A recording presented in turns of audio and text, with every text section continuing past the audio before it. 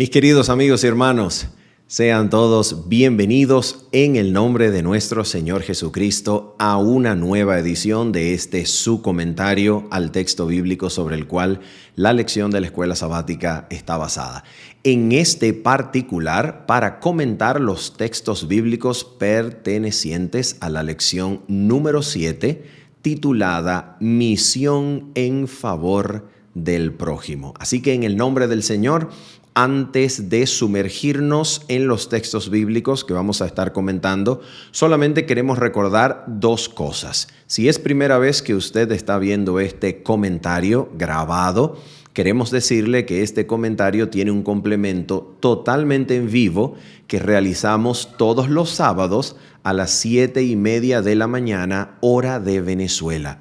En el nombre del Señor, para reunirnos, comentar, responder algunas preguntas y en el nombre del Señor crecer mientras contemplamos las Escrituras.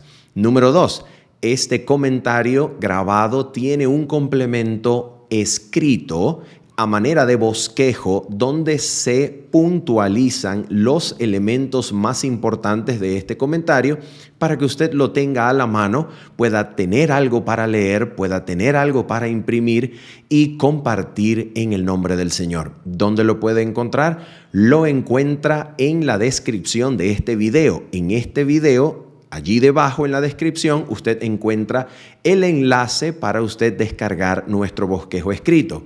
Y si no puede encontrarlo de esa manera, diríjase por favor a nuestra página web www.preachmanuel.com. En el nombre del Señor esperamos que esto sea de utilidad para usted. Bien, mis amigos, vamos entonces a orar y de inmediato nos introducimos a nuestros textos bíblicos. Oramos.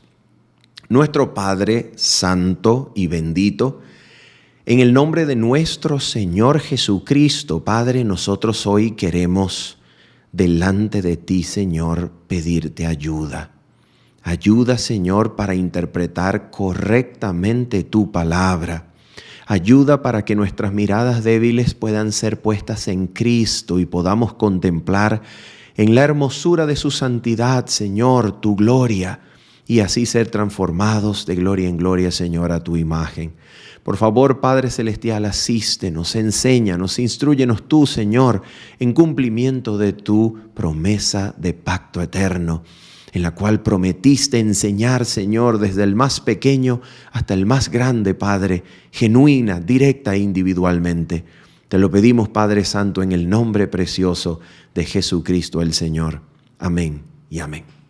Muy bien, mis amigos, vamos entonces a comenzar por Lucas capítulo número 10, porque aquí nosotros vamos a encontrar nuestro texto base, nuestro texto principal, sobre aquella maravillosa conversación entre Cristo Jesús y el intérprete de la ley que va a desembocar en la parábola o la historia, porque esto había sucedido en la vida real, del buen samaritano que va a responder la gran pregunta: ¿quién es mi prójimo? Porque de eso se trata nuestra lección. ¿Quién es mi prójimo? Para que yo pueda ayudarle. De eso se trata. Esta gran pregunta está enmarcada entonces, como lo dijimos, en una conversación de Cristo con un intérprete de la ley. Vamos a comenzar a leer en Lucas 10, 21, con la finalidad de tener un poco de contexto acerca de cuál fue la razón que probablemente motivó al intérprete de la ley a acercarse a Cristo para hacerle esta pregunta con la finalidad de poner a Cristo a prueba. Lucas capítulo número 10 y el versículo 21 nos dice lo siguiente. Vamos a comenzar aquí. La palabra del Señor dice de esta forma. Atención. En aquella misma hora, Jesús se regocijó en el Espíritu y dijo, pregunto, ¿por qué razón Jesús se está regocijando en el Espíritu. La razón por la cual Jesús se está regocijando en el Espíritu es porque acaba de recibir informe de los misioneros enviados, de los discípulos enviados, que vienen a traerle noticias de las grandes cosas que Dios ha hecho por ellos mientras anuncian la llegada del reino de los cielos.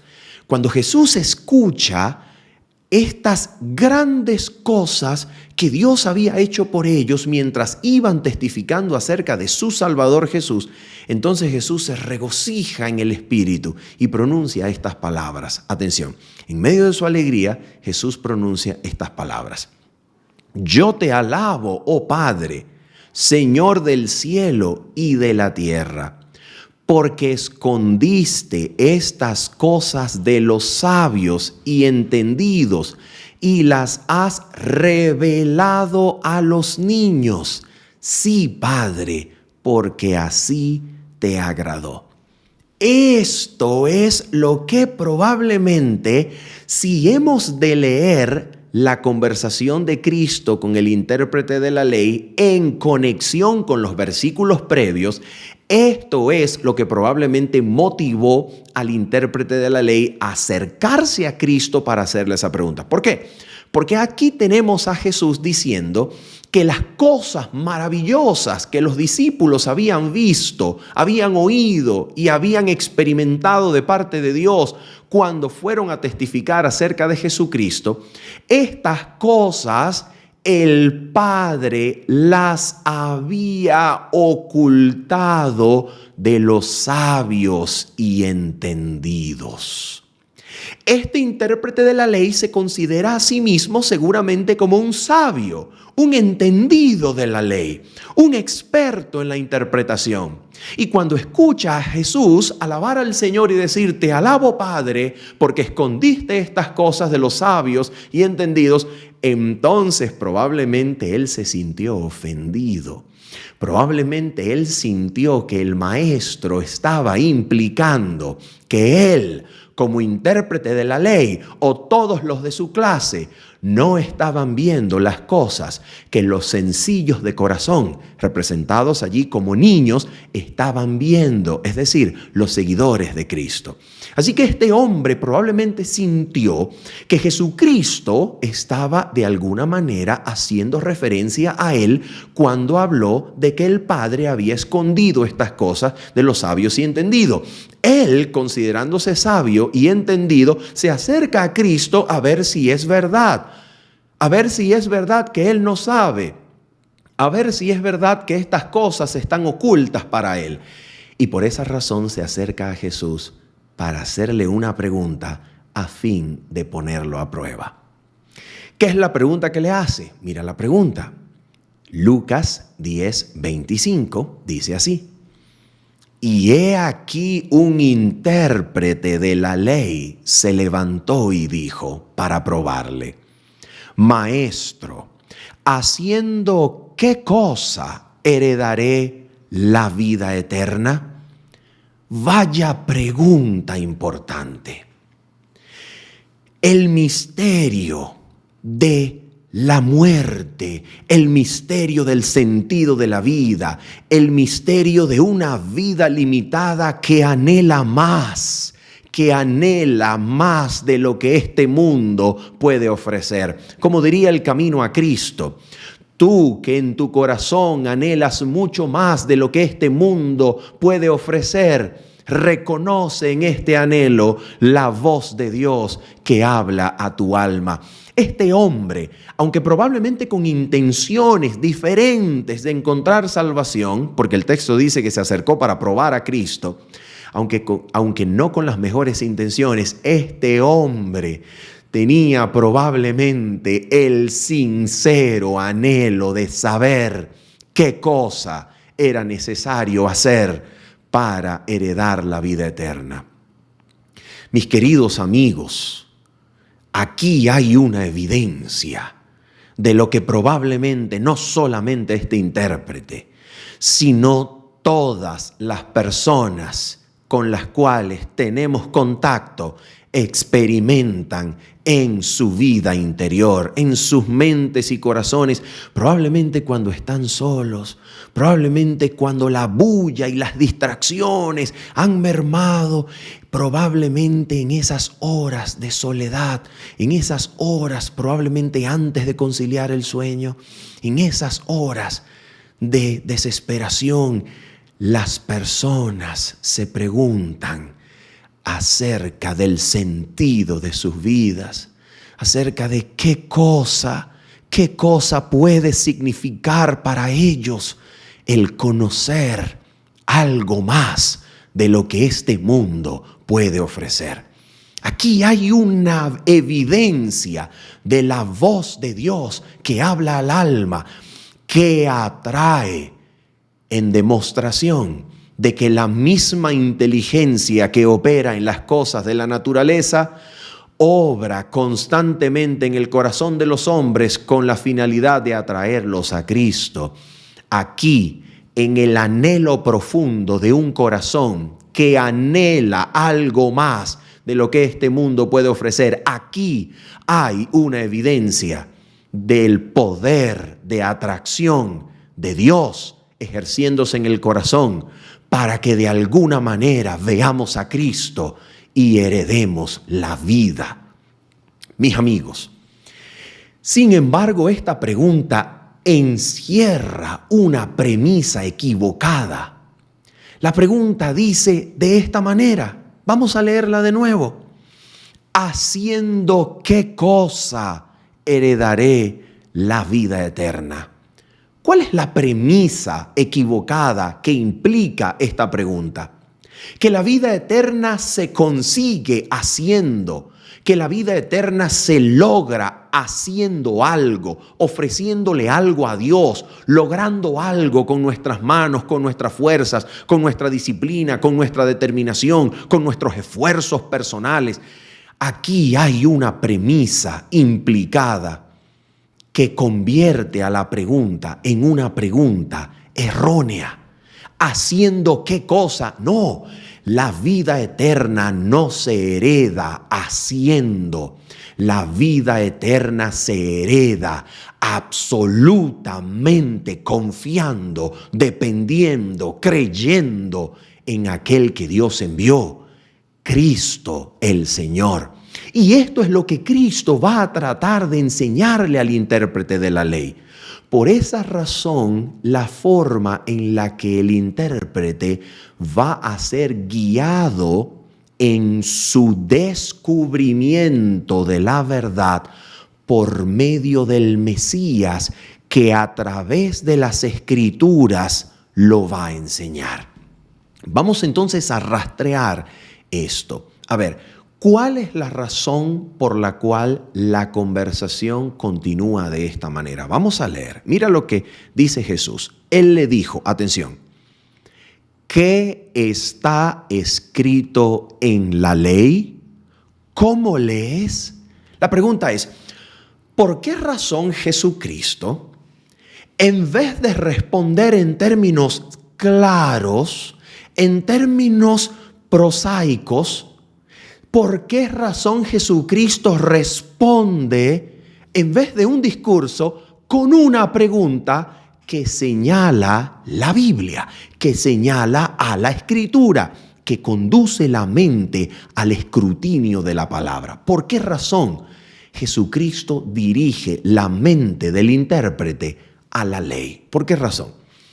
Yo quiero mostrarte un texto que es clave para entender la razón por la cual Jesús está dirigiendo la mente del intérprete a la ley. ¿Por qué razón? Recuerda la pregunta, ¿haciendo qué cosa heredaré la vida eterna? ¿Será que la ley ya contenía el camino a la vida eterna para que Jesús dirigiera la mente del intérprete a la ley a fin de encontrar su respuesta? ¿Será que la ley ya habla de la justicia de la fe? Vamos a mirar esto. Atención. Vamos a leer nosotros Romanos capítulo número 10 y el versículo número 4 en adelante. Vamos allá. Romanos capítulo número 10, versículo 4 en adelante. Escucha esto, por favor. Mira lo que dice el texto bíblico. Vamos a leer desde el versículo número 4. Y la palabra del Señor nos dice de la siguiente manera. Porque el fin de la ley es Cristo, para justicia a todo aquel que cree. ¿Cuál es el telos? Es la palabra que se utiliza aquí. ¿Cuál es el propósito? ¿Cuál es el punto hacia donde la ley señala? No el punto en donde la ley termina y entonces de allí en adelante está abolida. No en el sentido de fin temporal, sino en el sentido de fin, de propósito y finalidad, a donde la ley con todo su contenido apuntaba para enseñar y dirigir. El fin de la ley, su propósito, el señalado, aquello a donde todo su contenido desemboca y a donde se dirige, es Cristo. La finalidad, el propósito de la ley es Cristo. ¿Para qué? Para justicia a todo aquel que cree. Y ahora mira cómo el apóstol en Romanos 10:5 cita la ley para decirnos que por un lado Moisés, autor de la ley, de la Torá, escribió acerca de la justicia que es por la ley. Pero el mismo Moisés escribió también acerca de la justicia que es por la fe. Por tanto, en el escudriñamiento diligente y con corazón dispuesto a oír, el intérprete de la ley podía encontrar en la ley, que decía conocer y saber interpretar, la respuesta a su pregunta. Vamos a mirar lo que dice Romanos 10, versículo 5. Porque de la justicia que es por la ley, Moisés escribe así: el hombre que haga estas cosas vivirá por ellas. Levítico 18, versículo número 5. Aquí está. De la justicia que es por la ley, Moisés escribió diciendo: el hombre que hiciere estas cosas vivirá por ellas. Eso es justicia por la ley. Es justicia por las obras. Es salvación por el hacer, salvación por el lograr, por mi esfuerzo personal, por mi disciplina, por mi determinación, salvación por las obras. El hombre que hiciere estas cosas vivirá por ellas. ¿Cuál es el problema? El problema es que no existe persona sobre la tierra que pueda salvarse sobre esos términos. ¿Por qué? Porque para el momento en el cual el hombre conoce la ley de Dios, se da cuenta que ya la ha transgredido. La ley tiene como propósito mostrar, señalar el horrible fenómeno del pecado, la transgresión de la ley. La ley muestra el pecado, la ley señala la transgresión, la ley descubre el pecado y lo presenta sobremanera pecaminoso. Por eso, cuando la ley llega a la conciencia del pecador, revela que ya la hemos transgredido. Y cuando la ley nos revela que ya hemos transgredido, entonces la convicción se posesiona de la mente y preguntamos: ¿qué exige la ley para ser así saldada? ¿Qué exige mi pecado? ¿Qué demanda mi transgresión? ¿Qué demanda? Demanda muerte. Demanda la sangre del transgresor. Delante de esta convicción, entonces el pecador es dirigido a contemplar a Cristo en la cruz y preguntarse: ¿pero qué cosa es el pecado para que haya demandado semejante víctima? Y entonces, cuando contemplamos a Cristo en la cruz, el arrepentimiento toma nuestro corazón porque el Espíritu Santo lo produce y somos conducidos así a experimentar nuestra necesidad de Cristo, reconociendo que por nuestro pecado Él fue crucificado. Y al experimentar arrepentimiento al pie de la cruz, recibimos allí perdón y gracia para una vida nueva en Cristo Jesús. Por eso, mira cómo sigue diciendo Romanos capítulo número 10, versículo número 6.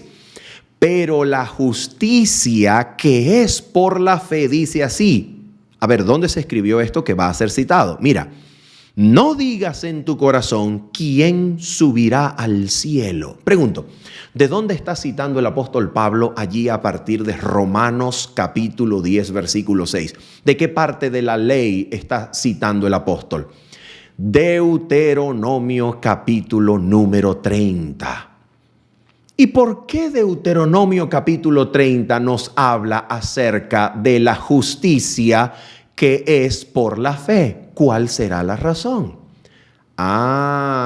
Es que resulta que en Deuteronomio capítulo número 30 aparece el cómo se puede llegar a observar el primer y gran mandamiento que tanto el intérprete de la ley y Jesucristo reconocen como el primero y el más grande de toda la ley. ¿Qué dice Deuteronomio 30? Vamos a mirar. Vamos a mirar qué nos dice Deuteronomio capítulo número 30. Y vamos a leer desde el versículo número 6. Atención, dice así. Y circuncidará Jehová tu Dios tu corazón y el corazón de tu descendencia, para que ames a Jehová tu Dios con todo tu corazón y con toda tu alma, a fin de que vivas. ¿Qué es lo que debe acontecer en el corazón del ser humano para que nosotros podamos llegar a cumplir ese primer y gran mandamiento de la ley que tanto el intérprete como Cristo reconocen como el más grande de todos? ¿Cuál es ese mandamiento? Vamos a leer lo que nos dice Lucas, por favor. Lucas de nuevo en el capítulo número 10 y mira la respuesta del intérprete. Dice así. Aquel respondiendo, versículo 27, dijo, aquí está el mandamiento más importante. Esta es la respuesta del intérprete acerca de la pregunta que Jesús le hizo, ¿qué está escrito en la ley? ¿Cómo lees? La respuesta. Amarás al Señor tu Dios con todo tu corazón y con toda tu alma y con todas tus fuerzas y con toda tu mente y a tu prójimo como a ti mismo. Pregunto, ¿qué cosa debe suceder para que el ser humano experimente ese amor que ama a Dios por encima de todas las cosas, con todo el corazón, con toda la mente, con todas las fuerzas? ¿Qué debe suceder en el corazón de una persona a fin de que la persona pueda experimentar el cumplimiento de ese mandamiento? ¿Qué debe ocurrir? Debe haber en la persona la experiencia de la circuncisión del corazón. ¿Qué cosa es la circuncisión del corazón? La circuncisión del corazón es el cambio, la regeneración, el lavamiento y la restauración, que es el cambio de corazón obrado por el Espíritu de Dios en la vida del hombre, con la finalidad de que el hombre pueda llegar a ser un observante fiel, cumplidor de los mandamientos de Dios. En otras palabras, la razón por la que Cristo está dirigiendo a este hombre a la ley es porque la misma ley enseña el camino de la vida. El camino de la vida comienza con una vida recibida de lo alto, un cambio de corazón, una regeneración interior, un nuevo nacimiento, un cambio que viene de lo alto, una vida enteramente de lo alto dada al hombre para que el hombre pueda guardar alguno de los mandamientos de la ley, para que el hombre pueda ser hecho fiel, para que el hombre pueda ser hecho obediente. Para eso, una nueva vida de lo alto debe recibirse por la fe. Un nuevo corazón debe tenerse, un corazón circuncidado, una obra que solo el Espíritu Santo puede hacer con la finalidad de que algún día el hombre pueda llegar a obedecer los mandamientos del Señor. Sin este cambio, sin esta regeneración, sin este nuevo corazón, sin este nuevo nacimiento, sin esta vida enteramente de lo alto, el hombre no podrá jamás guardar ni siquiera una letra de la ley de Dios. Y es por esa razón, mis queridos amigos, que Jesucristo dirige al intérprete de la ley a la ley. La ley ya presenta esta verdad, la ley ya presenta esta realidad. La ley ya testificaba de la justicia de la fe. La justicia que se experimenta cuando oímos la voz de Dios y creyéndole, el corazón resucita a una nueva vida enteramente de lo alto para poder guardar los testimonios de la boca de Dios. Eso es lo que dice la Biblia. Voy a mostrarte, por ejemplo,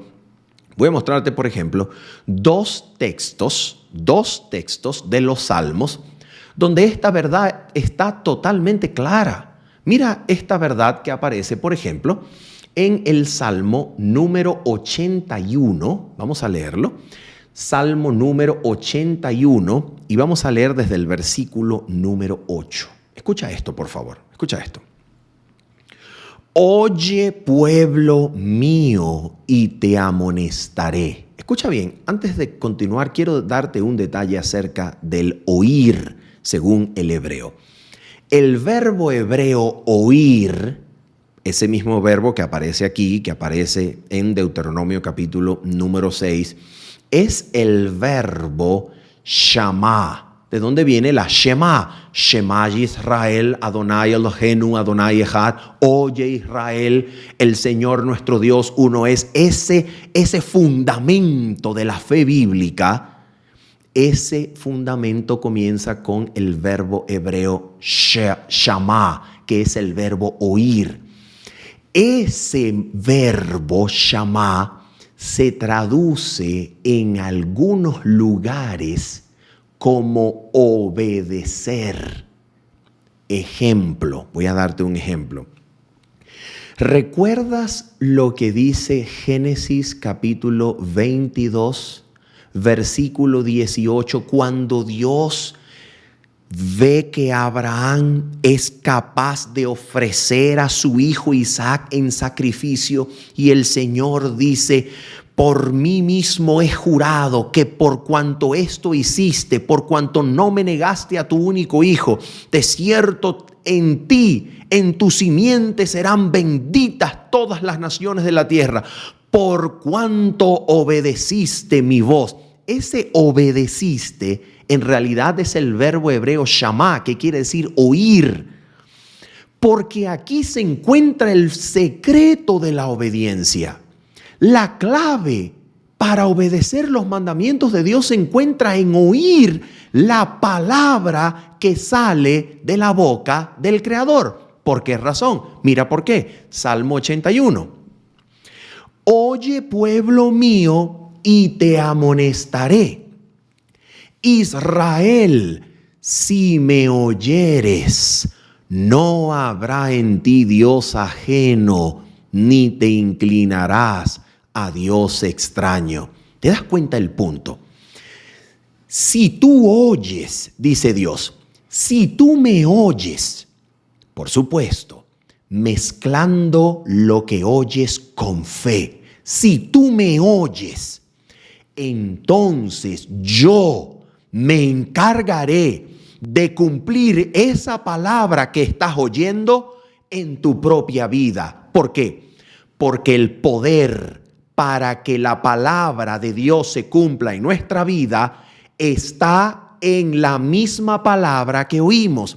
La palabra de Dios lleva en sí misma el poder para que el mandamiento sea cumplido en la vida. De manera que el que oye con fe, creyendo lo que oye, la palabra que escucha se cumple por el poder de Dios en la vida interna, regenerando la vida completa, de manera que todo lo que salga, todo lo que se manifieste, todo lo que se exhiba en el exterior, sea una vida en conformidad con la voluntad de Dios. ¿Por qué? Porque la palabra que oímos por fe renovó el corazón, nos dio vida, la vida misma que viene de Dios.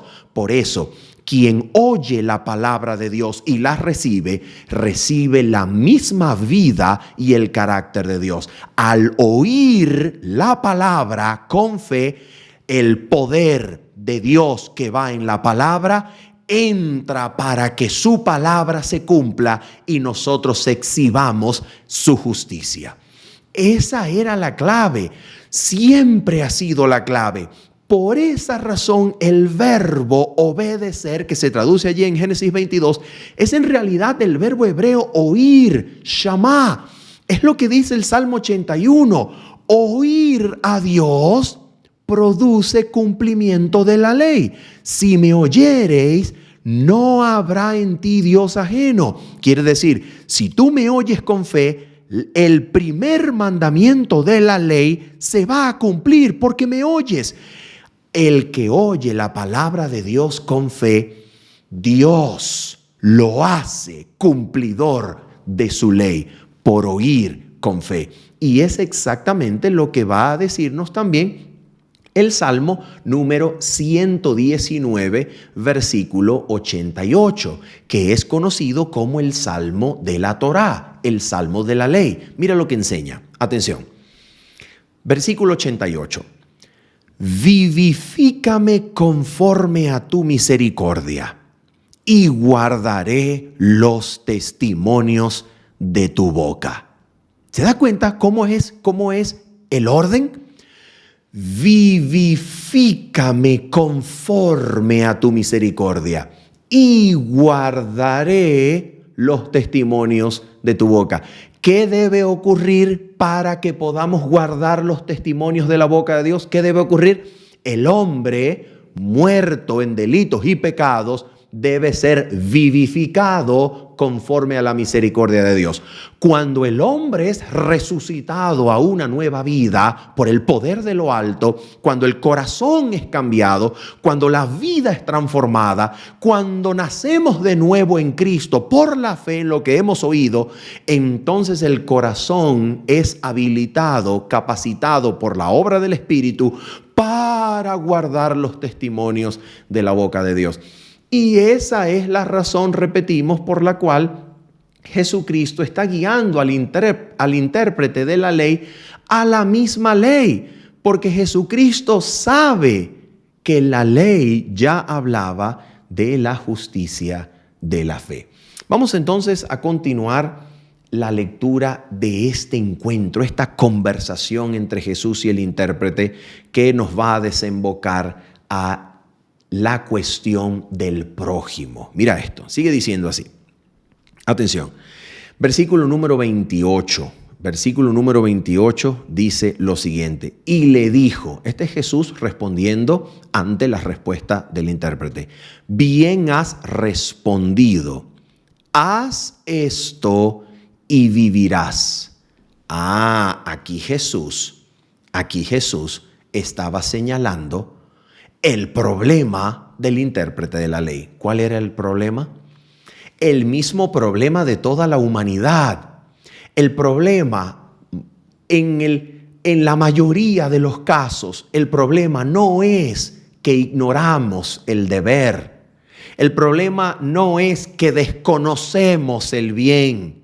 El problema no es que no sabemos lo que debemos hacer. El problema es que sabiéndolo, reconociéndolo, como diría el apóstol Pablo, aprobando con mi mente que la ley es buena, es santa y es justa, no la obedezco. Aquí está el problema de la humanidad, el problema del intérprete, que sabiendo el bien, no podía hacerlo. ¿Por qué razón no se puede obedecer la ley aunque conozcamos sus mandamientos? ¿Por qué razón? Porque el problema es el corazón que no está convertido. La ley solamente se puede obedecer cuando el corazón ha sido renovado, cuando el corazón ha sido cambiado. En otras palabras, solamente uno que haya sido convertido por Cristo, uno que haya sido regenerado en el corazón, uno que haya experimentado el lavamiento del Espíritu, la obra del Señor en su corazón, que cambia el corazón, lo limpia y lo habilita, es que puede prestar obediencia a la ley. Seguimos con el mismo punto. Solamente aquel que ha resucitado por medio de la vida que se encuentra en la palabra, al oír la palabra con fe, puede guardar esa palabra. La ley puede ser obedecida. ¿Cómo? Por la vida de Dios que se comunica por su palabra. Quien recibe la vida de Dios por medio de la palabra y se aferra a esa palabra con fe en Cristo, entonces es transformado en un cumplidor de la ley. Y eso era lo que Jesús quería enseñarle a este intérprete. Y señaló, por tanto, el deber que el intérprete no había cumplido. Y ahora, por esa razón, la Biblia dice así. Atención. Pero él, el intérprete, queriendo justificarse a sí mismo, dijo a Jesús: ¿y quién es mi prójimo? Te hago una pregunta.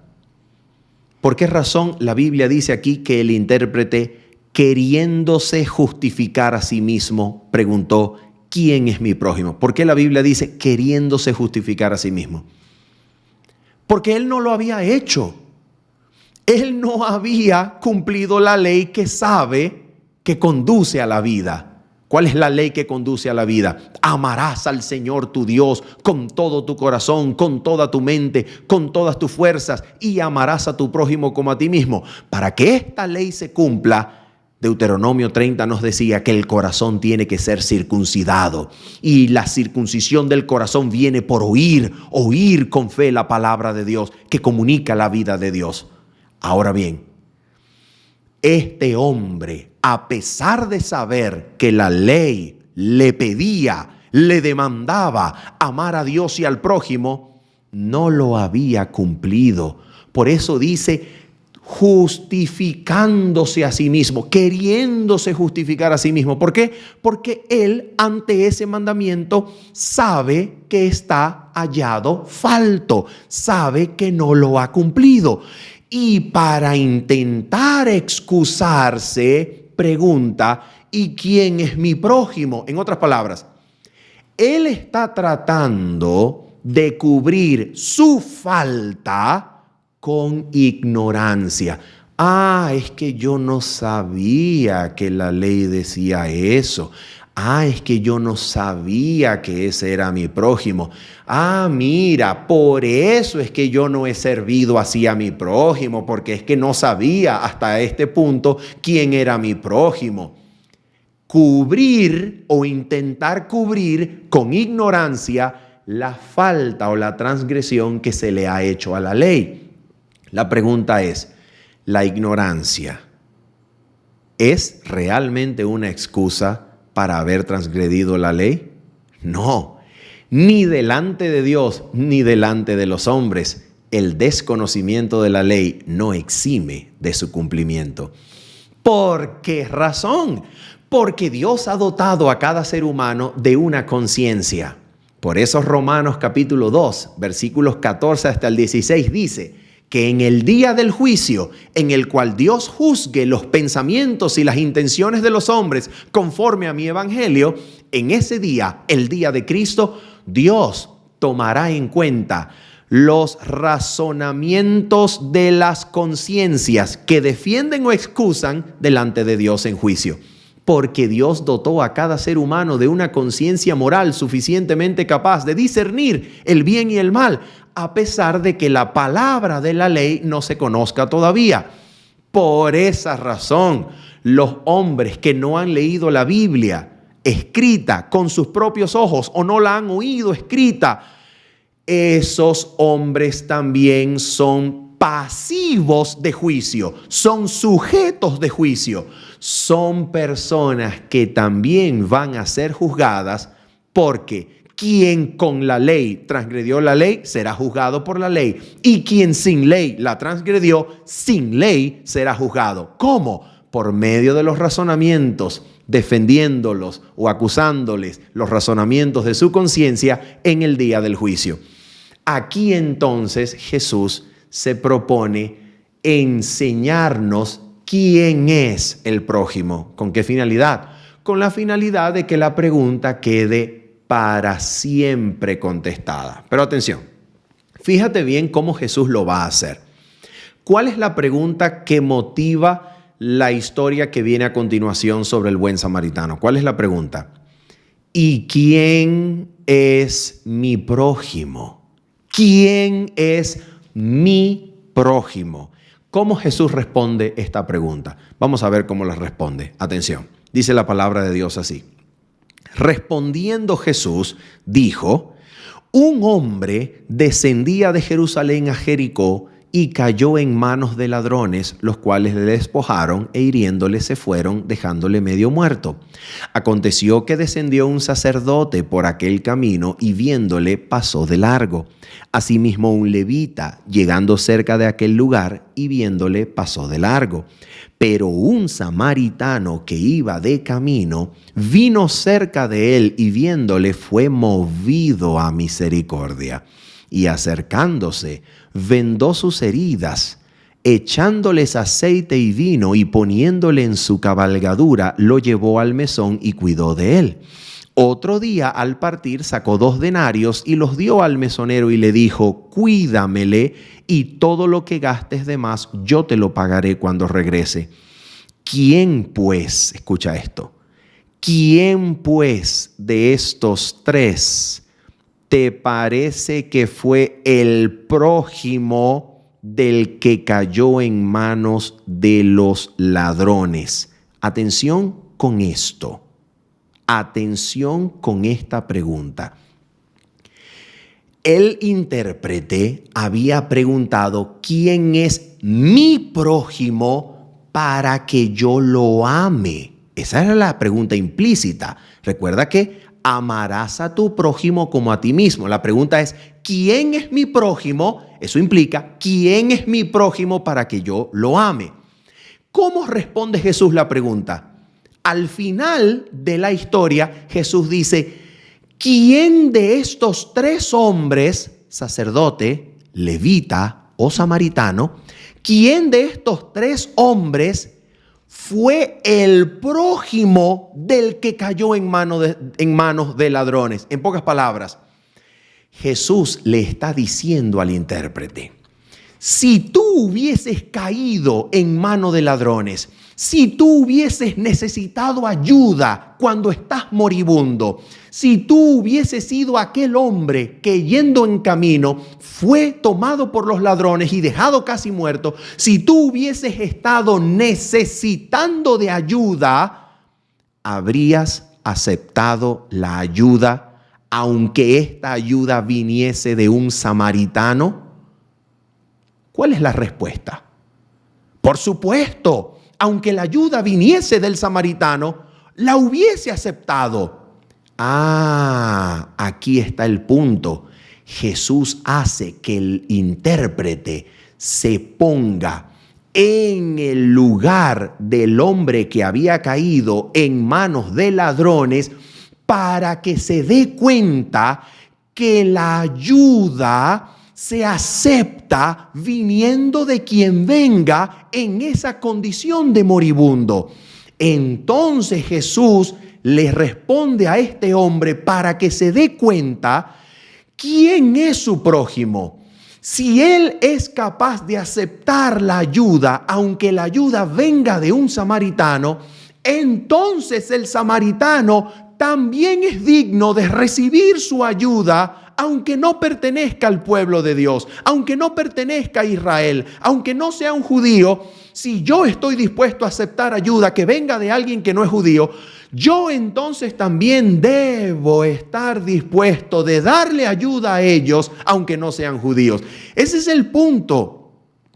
El punto es que si yo en situación de moribundo no soy capaz de distinguir entre clases, entre castas, entre religiones, porque si estoy moribundo la ayuda la acepto de quien sea, entonces si yo soy capaz de aceptar ayuda viniendo de donde venga en calidad de moribundo, entonces para todo aquel, sin importar ¿a dónde va la ayuda? ¿O a quién ayudo? ¿O la casta? ¿O la religión? ¿O el pueblo? ¿O el gentilicio? Sin importar nada, entonces yo también me hago siervo de toda la humanidad. Ese es el punto. Entonces Jesús le dijo así al intérprete: ve y haz tú lo mismo. Quiere decir que debo yo servir a toda la humanidad sin distinción de raza, de religión, de casta. Eso quiere decir, exactamente eso quiere decir. Y es por esa razón que nosotros tenemos esta historia en esta hermosa conversación, reveladora conversación entre Jesús y el intérprete de la ley. Mira lo que nos dice esta extraordinaria cita que encontramos en el libro Deseado de todas las gentes. Dice así: así la pregunta, ¿quién es mi prójimo?, está para siempre contestada. Cristo demostró que nuestro prójimo no es meramente quien pertenece a la misma iglesia o fe que nosotros. No tiene que ver con distinción de raza, color o clase. Nuestro prójimo es toda persona que necesita nuestra ayuda. Nuestro prójimo es toda alma que está herida y magullada por el adversario. Y quiero que prestes suficiente atención, por favor. Presta atención a cómo termina esta cita. Préstale mucha atención a lo que va a decir al final. Atención con esto. Dice así: nuestro prójimo es todo aquel que pertenece a Dios. ¿Cómo? ¿Nuestro prójimo es todo aquel que pertenece a Dios? A ver. Aunque no pertenece a la misma iglesia o fe que nosotros, ¿puede aún así pertenecer a Dios?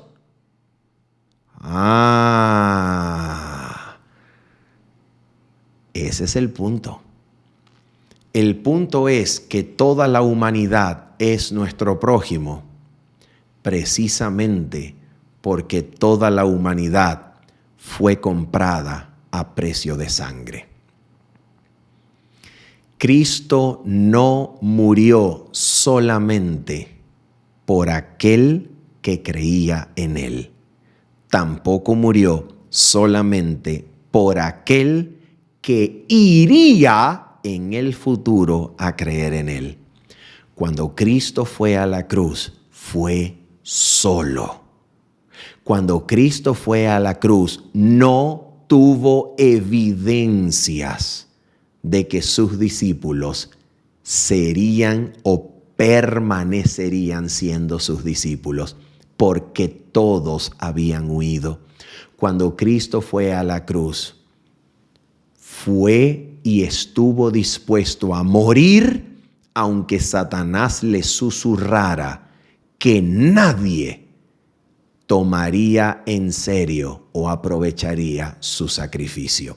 Pero Él fue la propiciación del mundo entero cuando en esa cruz dio su vida por toda la humanidad, sin hacer distinción entre los que creen, creerían más adelante, o no creen o no creían. Cristo dio la vida por todos.